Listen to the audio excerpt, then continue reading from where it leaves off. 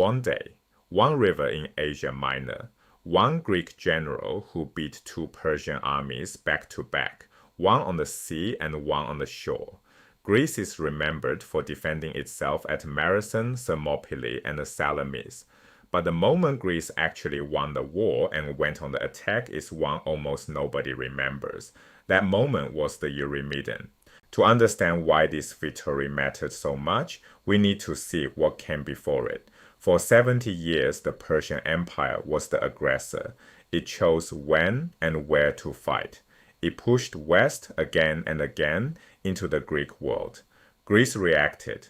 To feel the weight of what Cimon reversed, follow that long arc of pressure from its very beginning on the coast of Asia Minor. It began with Cyrus the Great. In the 540s BC, Persia swallowed the kingdom of Lydia, and with it the Ionian cities, the Greek settlements lining the western coast of Asia Minor.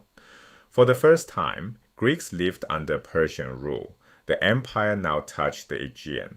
From this foothold, Persia would look across the water towards the Greek mainland for generations. Then came Darius. Furious that mainland Greeks had aided an Ionian revolt, he sent punitive expeditions to crush them. His first fleet wrecked in a storm rounding Mount Athos. His second landed at Marathon in 490 BC, where the Athenians stunned the world with victory. But notice the pattern. Persia picked the target. Persia launched the attack. Greece simply survived it.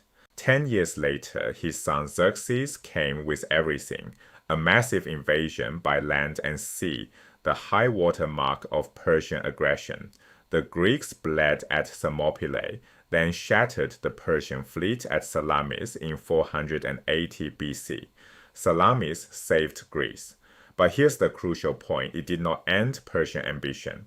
The empire still held Ionia, still had armies, still intended to return. Lay it all on a single line. Cyrus seizes Ionia, Darius strikes at Assos and Marathon. Xerxes invades.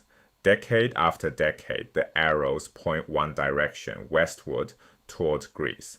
The momentum rises and rises. Every marker is Persia choosing the fight.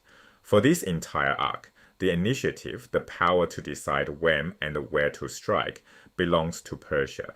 For 70 years, Persia attacked, and Greece defended. Then came the Eurymedon. Athens now led the Delian League, an alliance of Greek states pooling ships and money to keep Persia at bay. Its commander was Cimon. Instead of waiting for the next invasion, Cimon went hunting. He sailed the League's fleet east, across the Aegean toward the Persian forces gathering on the southern coast of Asia Minor, at the mouth of the Eurymedon River. For the first time, Greece was on the attack. What happened next was unheard of. Cimon found the Persian fleet waiting in the river mouth and crushed it, his triremes, fast Greek warships with bronze rams, breaking the Persian line and capturing scores of ships. Then, the same day, he landed his exhausted crews on the beach and marched them straight into the Persian land army, drawn up behind the shore. He beat that too. Two armies, one on water, one on land, destroyed between sunrise and sunset. And all of it happened on Persian-controlled ground. This is the reversal. Salamis saved Greece, but Eurymedon changed who held the initiative.